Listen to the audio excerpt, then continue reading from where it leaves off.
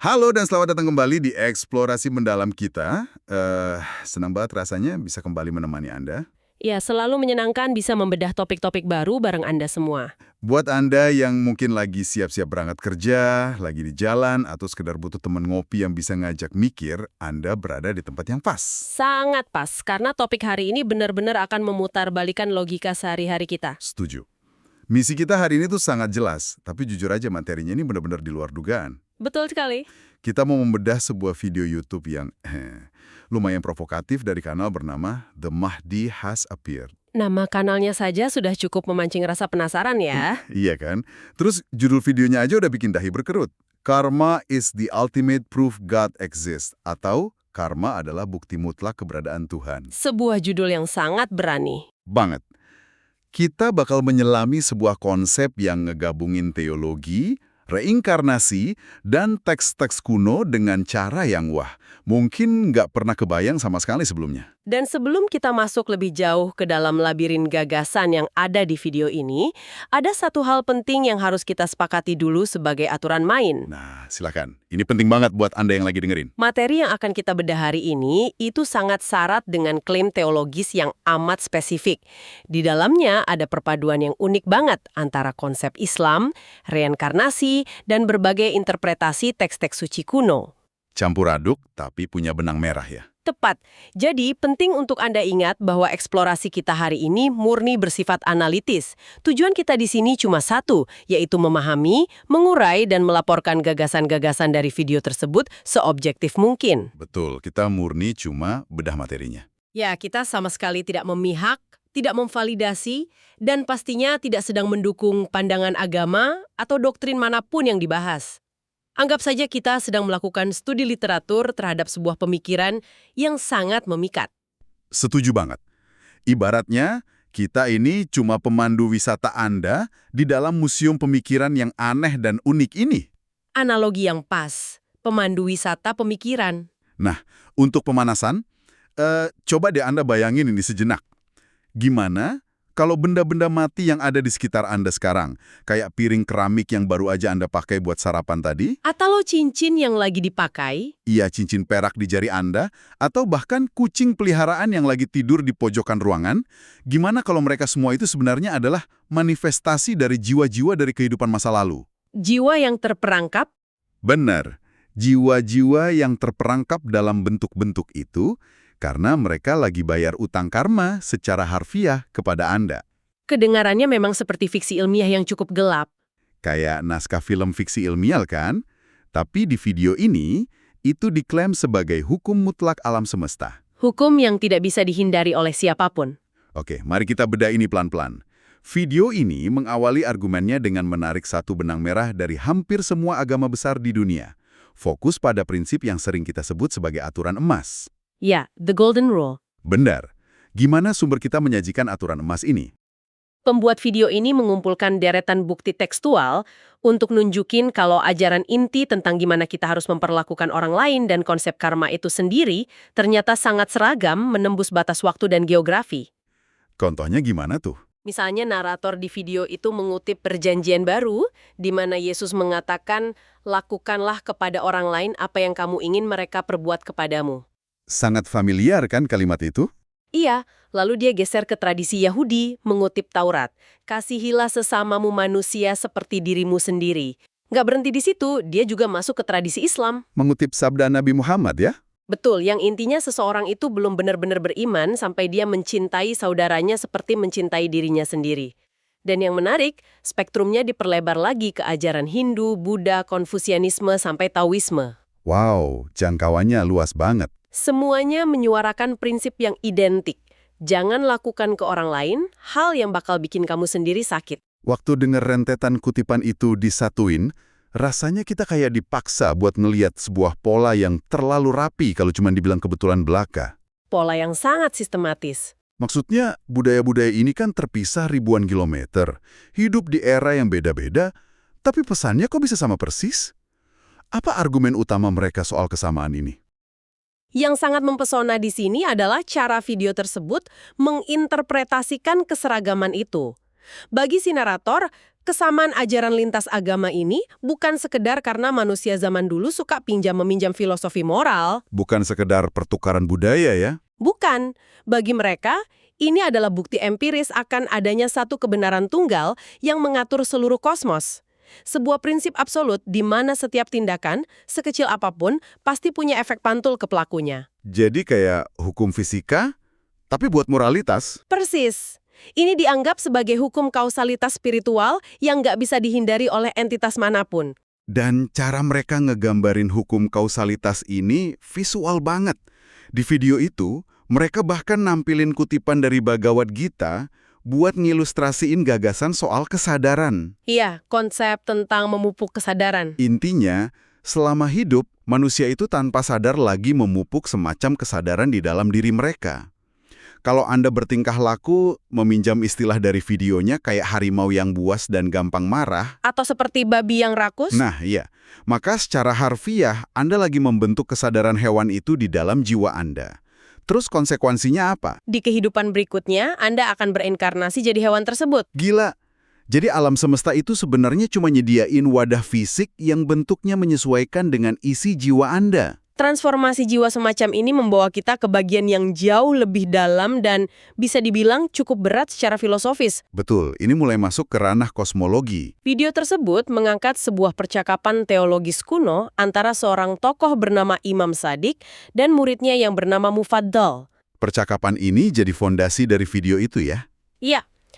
Dari obrolan mereka ini, terbongkar sebuah kosmologi penciptaan yang luar biasa rumit. Diklaim bahwa penciptaan alam semesta ini terjadi karena Tuhan bermanifestasi ke dalam apa yang mereka sebut sebagai dunia bawah atau dunia gelap. Tunggu dulu, biar kita nggak salah tangkap. Dunia bawah atau dunia gelap ini maksudnya apa? Apakah kita lagi ngomongin konsep neraka atau dimensi iblis gitu? Pertanyaan bagus. Bukan, ini bukan neraka dalam artian tempat penyiksaan setelah mati. Terus apa dong? Dunia bawah yang dimaksud di sini adalah alam materi. Ya, dunia fisik tempat kita hidup sekarang ini. Oh, dunia tempat kita berpijak ini. Bagi pemahaman teks tersebut, dunia fisik yang padat dan material ini adalah bentuk penurunan, sebuah panggung bayangan di mana jiwa-jiwa sedang diuji. Dan di dunia bawah ini, bentuk fisik yang Anda dapatkan ditentukan murni 100% oleh apa yang Anda lakukan di masa lalu. Wah, oke. Jadi kita hidup di panggung ujian. Dan pembagian bentuk fisik di panggung ini detail banget. Coba deh kita bedah satu-satu. Mari kita urai perlahan. Waktu dengar istilah-istilah reinkarnasinya, jujur saya agak kewalahan. Karena lumayan teknis. Gimana persisnya teks kuno ini membagi kategori jiwa yang turun kembali ke dunia? Di teks itu ada 4 kategori besar reinkarnasi dengan menggunakan istilah bahasa Arab. Kalau sebuah jiwa itu kembali lagi dalam wujud manusia, itu disebut naskh. Nas. Oke, ini mungkin yang paling umum kita bayangkan kalau dengar kata reinkarnasi, jadi manusia lagi. Lalu yang kedua ada faskh. Di fase ini, jiwa bereinkarnasi menjadi bentuk kehidupan vegetatif. Vegetatif maksudnya kayak tumbuhan, pohon, atau rumput gitu. Betul sekali, menjadi tanaman. Lalu yang ketiga, nah ini yang mulai mendobrak batas nalar kita secara umum. Ini yang bikin saya merinding sih pas nonton. Ada yang namanya raskh. Ini adalah kondisi di mana jiwa turun derajat bereinkarnasi menjadi benda mati. Benda mati. Benda mineral, batu, batuan mulia atau logam. Wow. Dan yang terakhir, yang keempat adalah maskh. Di tahap ini, jiwa bereinkarnasi menjadi hewan, serangga, atau bahkan zat cair bumi, seperti minyak bumi atau petroleum. Bentar-bentar. Berinkarnasi jadi minyak bumi karena karma. Sesuai klaim teksnya, iya. Kebayang nggak sih buat Anda yang dengerin, Anda lagi ngisi bensin mobil, dan ternyata bensin itu adalah jiwa-jiwa masa lalu. Ini benar-benar ngebawa konsep mata ganti mata ke tingkat yang sangat harfiah dan ekstrim. Sangat ekstrim dan absolut. Pembuat video ini kayaknya nggak lagi ngomongin metafora ya. Mereka ngomongin hukum fisika spiritual yang absolut. Bukan metafora sama sekali bagi mereka. Ada satu contoh di video yang bikin saya benar-benar mikir. Kalau di kehidupan saat ini, ada sebuah bilah besi yang memotong sebuah batu, maka keadilan kosmik menuntut keseimbangan mutlak. Keseimbangan harus ditegakkan. Di kehidupan selanjutnya, si batu tadi bakal berinkarnasi jadi besi yang tajam. Dan si besi yang memotong tadi bakal di-downgrade jadi batu. Tujuannya apa? Cuma buat ngasih kesempatan si besi baru ini memotong si batu baru. Iya, demi ngelunasin utang masa lalu itu. Keadilannya sedetil itu. Betul, itu sangat literal. Pembuat video juga memberikan sebuah analogi modern yang sangat mencolok biar penonton makin paham.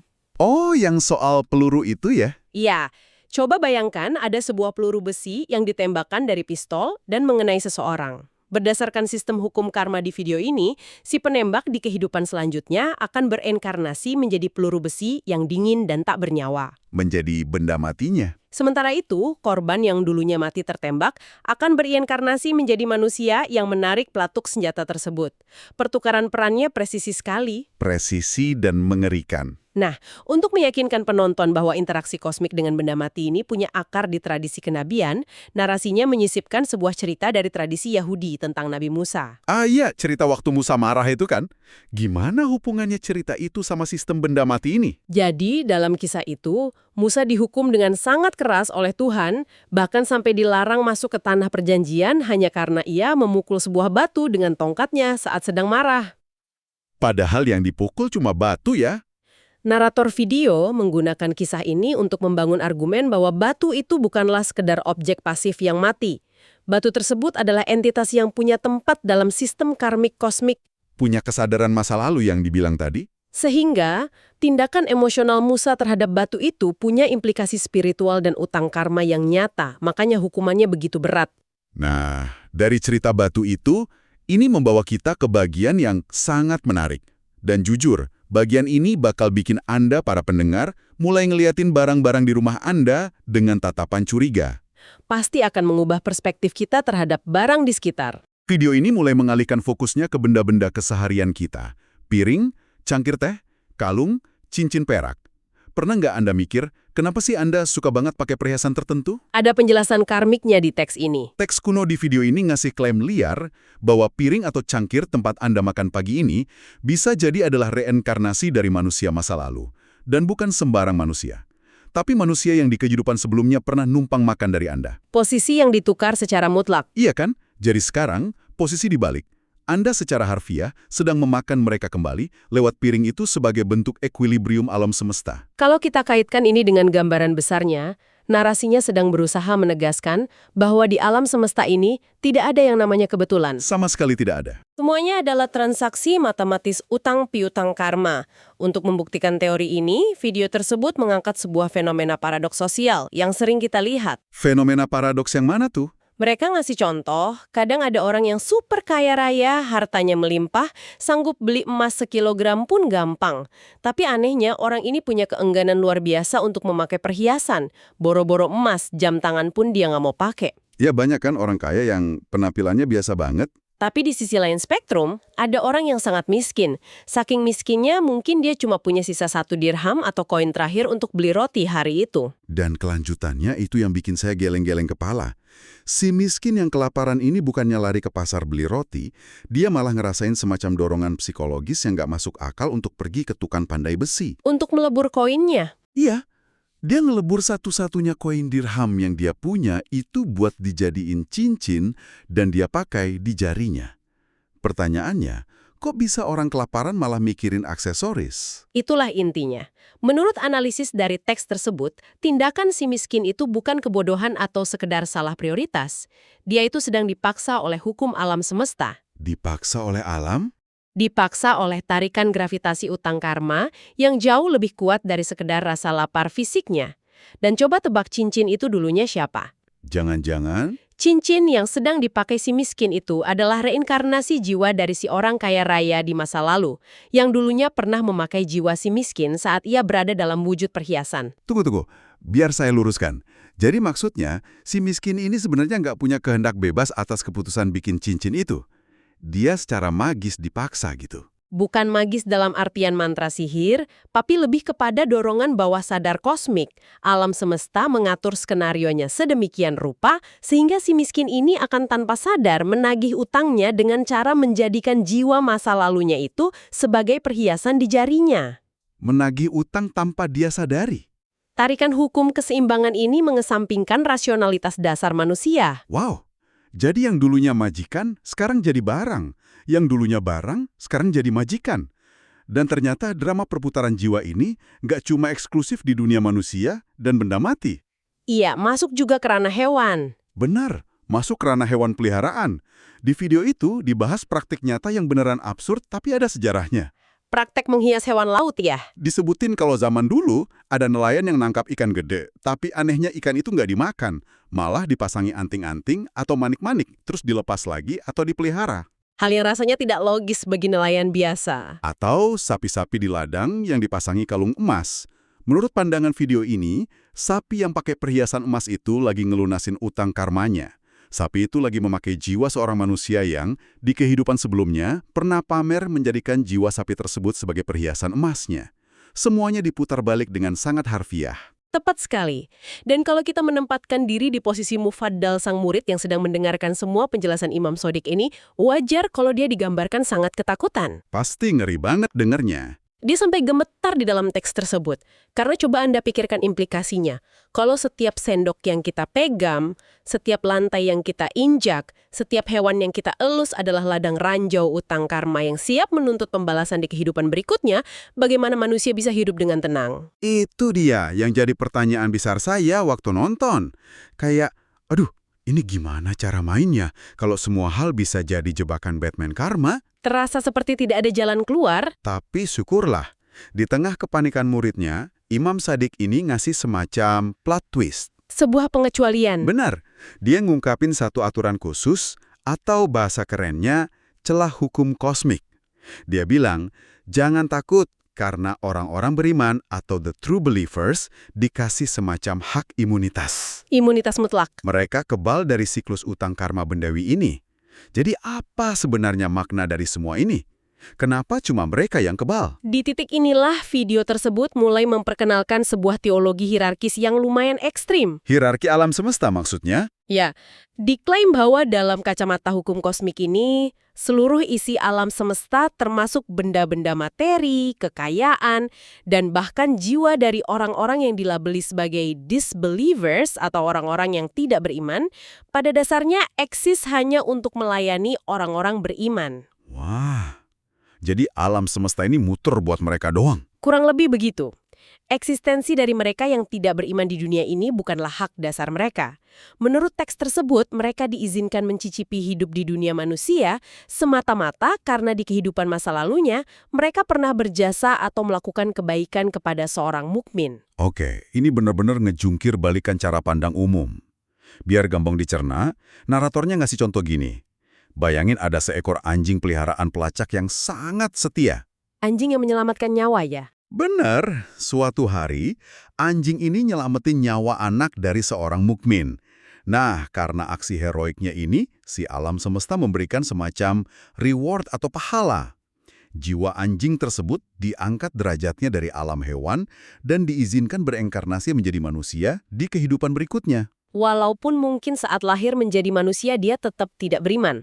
Iya, dapat jatah hidup manusia aja udah reward. Atau contoh yang lebih mati lagi, sepotong logam baja. Logam ini ditempa jadi pedang, dan pedang itu dipakai dengan setia untuk melindungi nyawa orang beriman.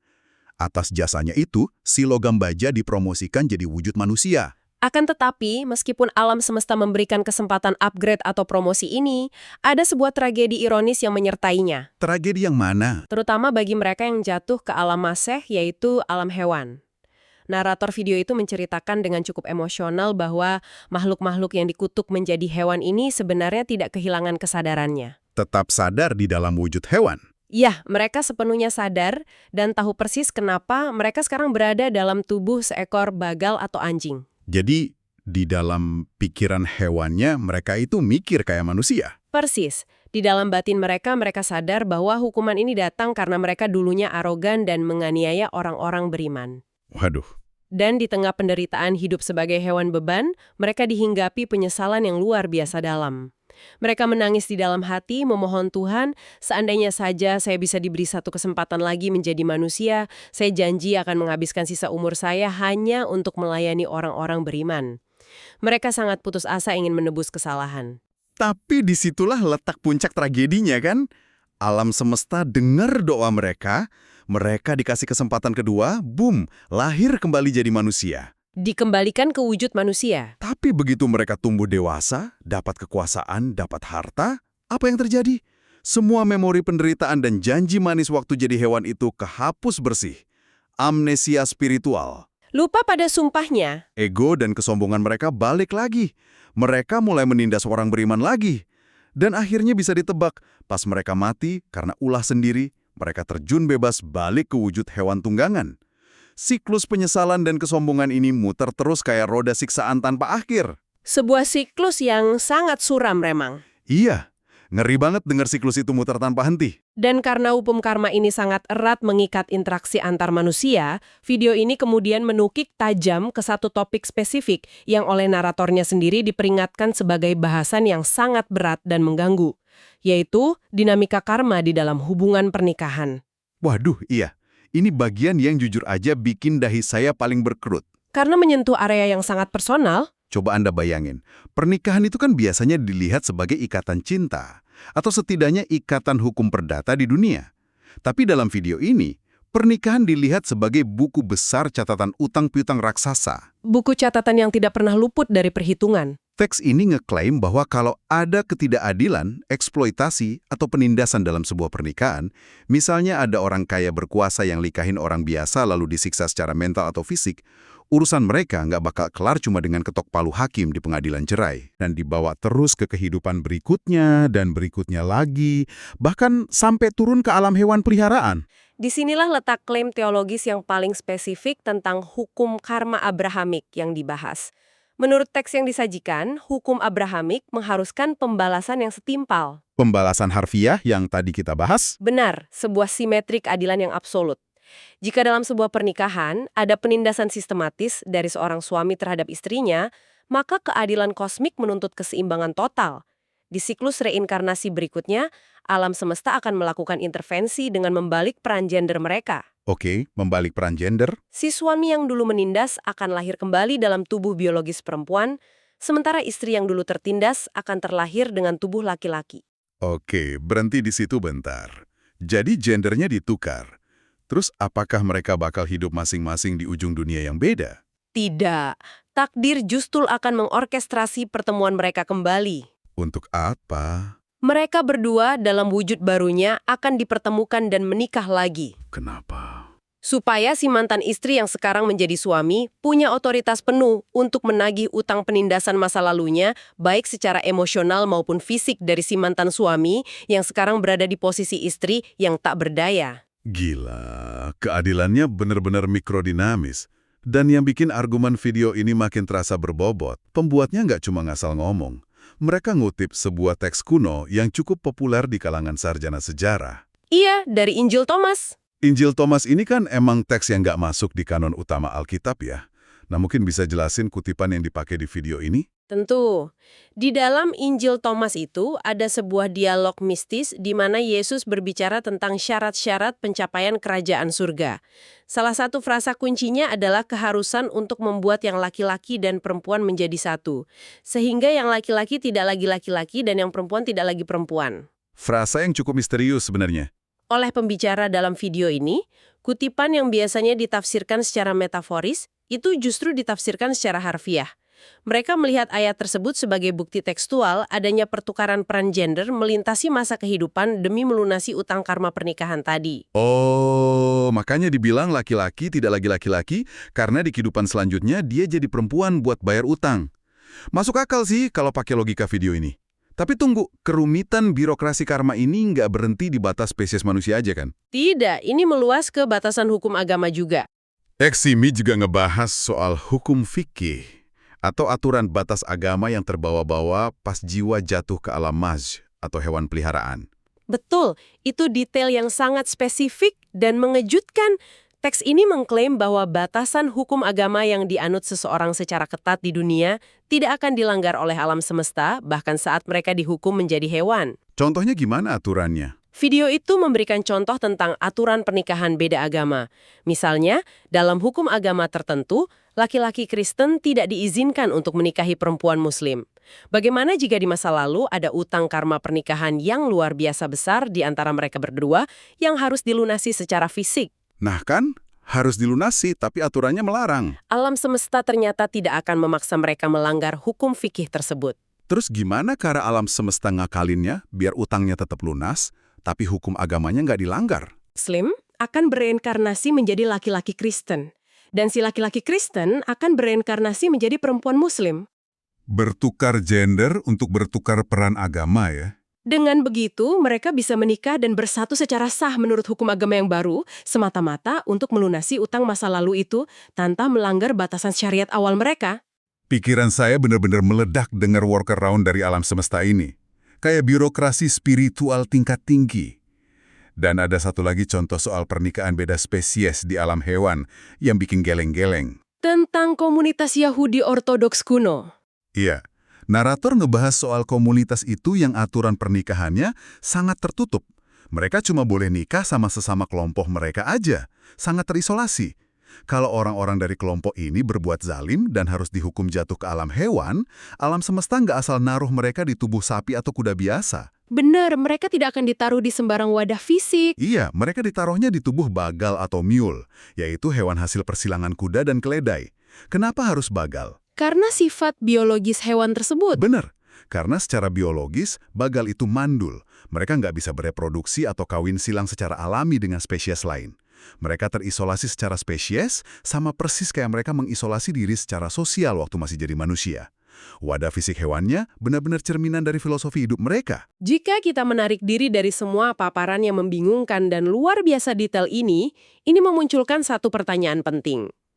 Dari cerita logam yang memotong batu, orang miskin yang dipaksa membuat cincin, pertukaran gender dalam pernikahan, hingga jiwa yang terkurung dalam tubuh bagal peliharaan, inti pesan dari teks-teks kuno ini bermuara pada satu ketetapan kosmik. Apa ketetapan utamanya? Tidak ada satu debu pun, tindakan yang hilang tanpa konsekuensi. Segala sesuatunya terekam di buku besar alam semesta. Pemilik menjadi yang dimiliki, penunggang akan ditunggangi, dan pembunuh akan dibunuh. Sangat presisi dan adil ya pada akhirnya. Lalu apa solusi tunggal yang diajarkan oleh sumber agar kita bisa selamat dari labirin ini? Kembali lagi ke aturan emas di awal tadi. Memperlakukan setiap makhluk dan manusia seperti diri sendiri. Nah, dari sebuah cerita gila tadi, obrolan ini membawa kita kembali kepada Anda yang lagi dengerin. Terlepas dari apakah Anda mempercayai sistem kosmik yang rumit ini atau sekedar menganggapnya dongeng kuno, pesan intinya punya bobot yang nggak main-main. Sebuah ajakan menuju empati yang mendalam. Filosofi tentang empati radikal ini berhati-hati dalam berumah tangga, memperlakukan hewan dengan baik, bahkan berhati-hati dengan benda mati, itu adalah cara hidup yang memaksa kita buat selalu sadar akan tindakan kita. Setuju. Materi di video ini menantang kita untuk berhenti melihat dunia hanya sebagai tumpukan benda mati yang acak. Ini mengajak kita melihat dunia sebagai sebuah jaring laba-laba kosmik raksasa, di mana setiap titik debu dan setiap makhluk bernapas saling terikat oleh benang-benang tipis sebab dan akibat. Bener banget, nggak ada yang kebetulan. Dan untuk nutup obrolan seru kita kali ini, saya mau ninggalin Anda dengan satu bayangan aja. Nggak usah dijawab sekarang, cukup direnungin aja. Mari kita dengarkan. Setelah Anda dengar semua rincian tentang jiwa manusia yang mungkin terperangkap di dalam sendok perak, di lantai batu bata, di gagang pintu kayu, atau di mata kucing peliharaan Anda, coba bayangin ini. Sebuah pemikiran yang sangat provokatif. Gimana kalau setiap benda mati, logam, atau hewan di sekitar kita saat ini emang beneran menyimpan kesadaran dari masa lalu, yang diam-diam lagi ngawasin dan nyatet setiap gerak-gerik Anda? Pertanyaannya, gimana hal itu bakal ngubah cara Anda melangkah malam ini saat Anda sendirian ngebuka pintu dan masuk ke ruangan rumah Anda yang kelihatannya kosong dan sunyi? Merinding kan? Tentu akan mengubah cara kita memandang kesunyian. Terima kasih banyak udah ikut menyelam bareng kita hari ini di eksplorasi mendalam ini. Sampai jumpa di topik seru kita yang berikutnya.